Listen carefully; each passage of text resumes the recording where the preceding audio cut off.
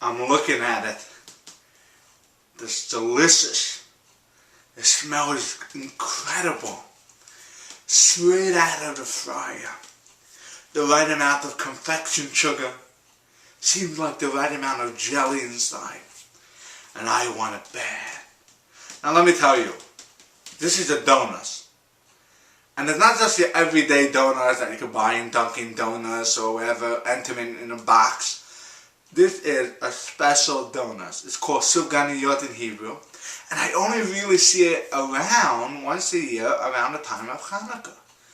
And I really want this donut. And I already had one earlier, you know.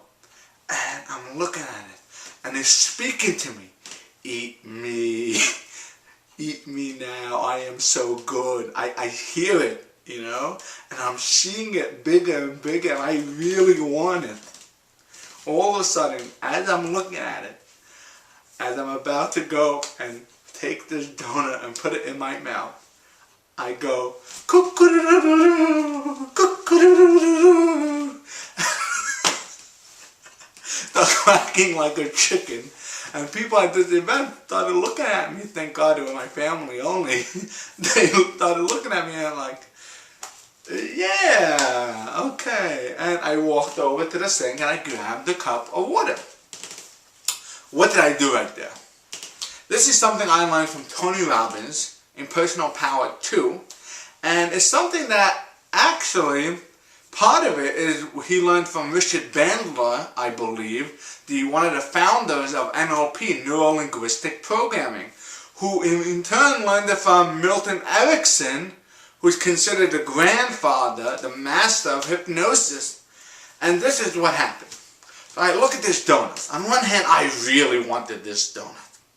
On the other hand, in my mind, I was like, I'm in the middle of the 90-day challenge. I already had one. It's 500 calories. If I eat this donut, it's going to cause me a lot of pain, you know. My stomach won't really fit with it now because I'm eating much more healthy and cleaner. My stomach won't fit with it. Physically, I'll feel horrible. I'll feel guilty about it. I won't be able to... I'll feel very guilty, and I know if I'll eat this one, I'm going to eat another one, and then another one, and another one, and I'll go in this downward spiral. I really can't have it, and if I don't eat it, I know I'm going to lose more weight. I just saved myself 500 calories. I'm going to feel better. I'm going to be able to conquer this 90-day challenge. And I said, no, I'm not going to have it. And right there, as I'm about to grab it, in my mind, this internal dialogue, I started doing what is called interrupt the pattern. Step one is have leverage on yourself. That's Tony Robbins. Step one, have leverage. Say, I must not eat it. If I eat it, I'll have tremendous amount of pain. And if I don't eat it, I'll have tremendous amount of pleasure. And you have to have leverage on yourself. It must be a must why you should not be eating this. Second, interrupt the pattern. As you're about to grab it, as you're thinking about it, as you're really fighting with it, start going, start doing something different. You're not doing it for other people entertainment, which you technically are, but you're doing it for yourself. You're so caught up in this internal dialogue, when you start breaking from the pattern, when you interrupt the pattern, as Tony Robbins called it, what happens is you're no longer connected with this food. And that's what happened. As I did cook-a-doo, I didn't really think about it so much. I walked away. And the third thing, you must replace the original habit. So my old habit was grab the donut and eat. The new habit is, I wanted a donut, I broke the pattern, I went to grab a cup of water. You have to replace the pattern. You have to replace the action. So, that's a quick tip I learned from Tony Robbins. 1, have leverage on yourself. 2, interrupt the pattern.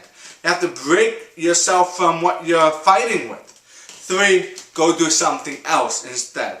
It works a few times for me, not just with the donut, pieces of chocolate. Yes, you could use my other tip that I gave you a few days ago, a few videos ago, where you could visualize having snails and stuff coming out of it. And that works too, and I've done it. And I've also done this where I know intellectually I should not be having. I really felt the emotional pain if I would have had it. And the emotional pain if I didn't have it. I had this internal dialogue. And I broke the pattern. I went ahead and did something else. And number 3, which is take a new action. Do something else. Which was for me, drink a cup of water. And this way, once you break from the pattern, you can really, at least intellectually, decide if you could afford the extra 400, 500 calories. But when you're in an emotional state like that, when you're really, I want it, this is probably one of the best ways to break a habit, which we both know is very hard to do.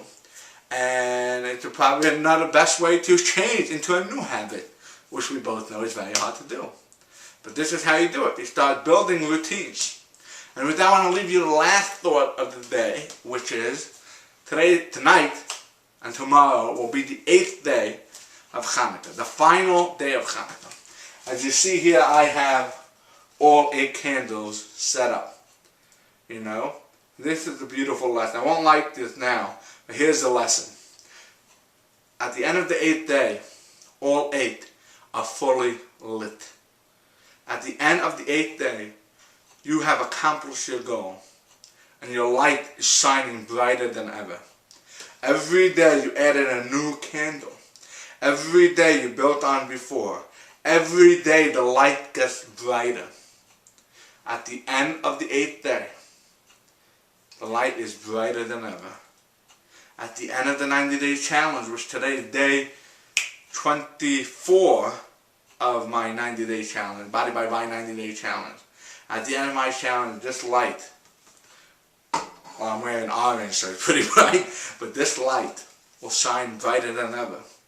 Every day, whatever you're doing, whatever I'm doing, whatever together we're doing, our health journey. I'll see you next time.